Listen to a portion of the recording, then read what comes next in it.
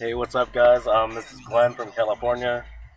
I thought I'd tell you guys about why you should never take Zyprexa or basically any antipsychotic ever. My whole story was about 10 years ago when I was 19. My parents wanted me to see a psychiatrist after I'd been using meth. I only used meth like less than 10 times, but I overdosed twice, and the second time I was in the hospital. I eventually had to go to a psychiatrist, like under the pressure of my parents. So I went and they gave me some medication. I was like, this doesn't do anything, blah, blah, blah.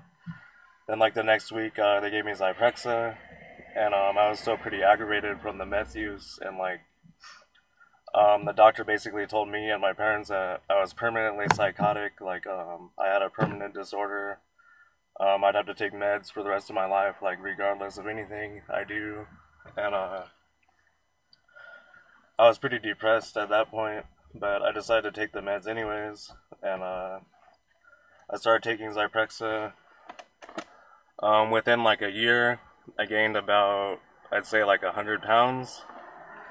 And it was not normal weight. Like, I actually gained weight so fast that my spine collapsed in the back. So it's like I have a permanent fused vertebrae is what they call it, and it's always painful. Like, it makes noise, like it's grinding all the time and stuff like that. But that's just the tip of the iceberg. Like, there's a billion reasons why you should never take Zyprexa. Some other stuff that happened. I only really needed the medication for a few months at the most. Like, I was fine. They could have given me something else and I could have recovered sooner, or like put me somewhere like a calm environment, but instead they just decided to give me the antipsychotics. Um, so after about 3 years, I was like, yeah, like I'm sure like I'll never need this stuff again. Like, just take me off permanently. And instead of taking me off, they just insisted like, no, you need to take this medication. Like, if you don't take it, you're gonna end up like in the hospital for the rest of your life. And I was like, okay, like, I guess I'll take it, like, just under the pressure. And I pretty much had my whole family like with the same mindset, like he has to take his medication, like just exaggerating the severity of everything. And like everybody else I knew was like, yeah, you're completely fine, like get off that shit like as soon as you can. And I was like, yeah, I keep trying, I just can't quit it, because every time I would try to quit this medication, I basically get like super severe insomnia for like days and days. Um, like, I think the first time I made it like 5 days without any sleep at all, and then I gave up. And I went to the doctor and the psychiatrist, and he was like, "Well, that's just a symptom of your illness. Like, it has nothing to do with the medication that you're taking." And at first, like, I kind of questioned it, like maybe he's right. And then it just went on and on, and like after doing more and more research and meeting more people, I was like, no, there's no way. Like, I need this medication. Like, it's not something for my life. Blah blah blah. Like, um, I don't know. I had been convinced that I needed it when I really didn't. So, anyways, uh, after about like 7 years on the Zyprexa, I finally made like some serious efforts to quit it, and I came pretty close. And but I'd have the same problem, like just super severe insomnia every single time I would try to quit. One time I was up for like 2 weeks, another time 3 weeks, and this would just happen all the time. Like, I was completely like physically dependent on the drug. I couldn't sleep without it. I couldn't function without it. Yet it was still somehow, like, according to the psychiatrist, about some illness that I had. So finally, like, after 10 years of being on the med, like, I just kept pushing and pushing to get off of it. Like, I wasn't gonna settle for having to take this medication, mainly because of the side effects. Like, nobody wants to be overweight. Like, I worked out all the time, like pretty much almost every day that I could when I wasn't like too sore to work out, like physically too burdened to work out. Like, I'd work out every single day, cardio and weights, and I still couldn't lose the weight. Like, basically, you could give this stuff to Michael Phelps, you could give it to Serena Williams, like anybody, any professional athlete. They're just gonna turn fat, and like they won't look like they're into any sport or anything. Like basically any ability that they could have would be stripped away. Um, Not anyways though, like it'll make anybody gain weight regardless, and they say only 20% of patients gain weight or less, but the reality is that 100% of patients gain weight no matter what. Um, Anyways, yeah, like I just kept getting frustrated and angry, and then like eventually I decided to try benzodiazepines to get off of Zyprexa, but that's a whole nother story. Like fuck that, fuck benzos, but those are pretty bad by themselves. But because of the more permanent effects of antipsychotics, like I personally believe those are worse, regardless of how bad benzos are, because those are pretty addicting too.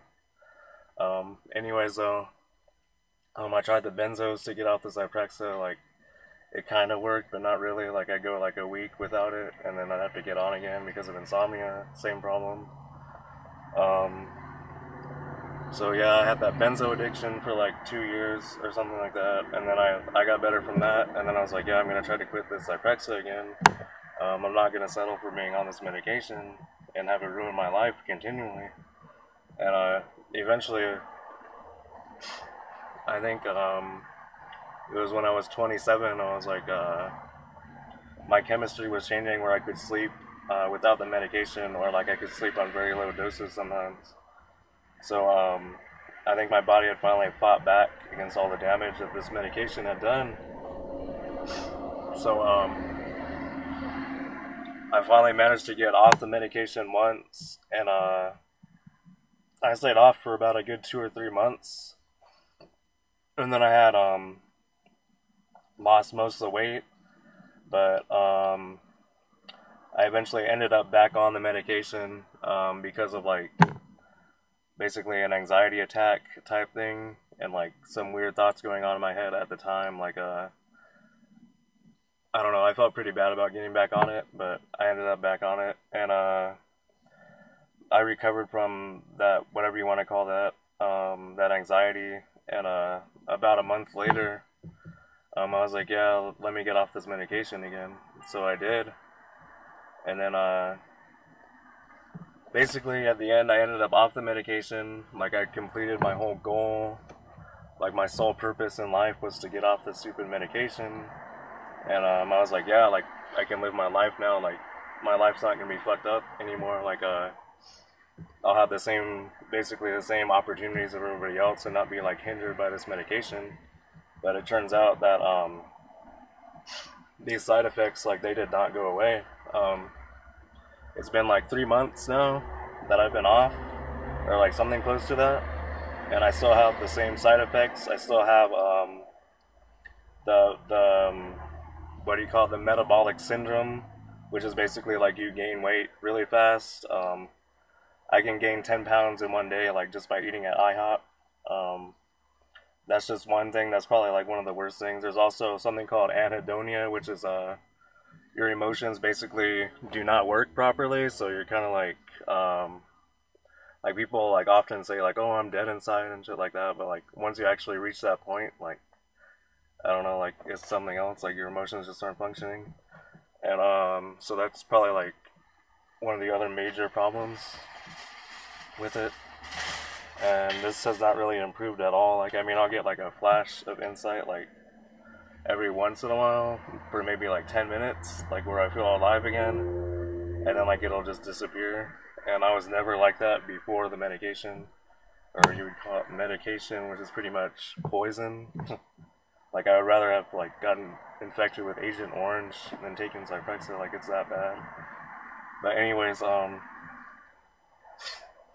like that's not the only side effect I have. Like I still have other stuff. Like my sex drive has been lowered probably at least by 50% more compared to when I was like 18. Like it's just not the same.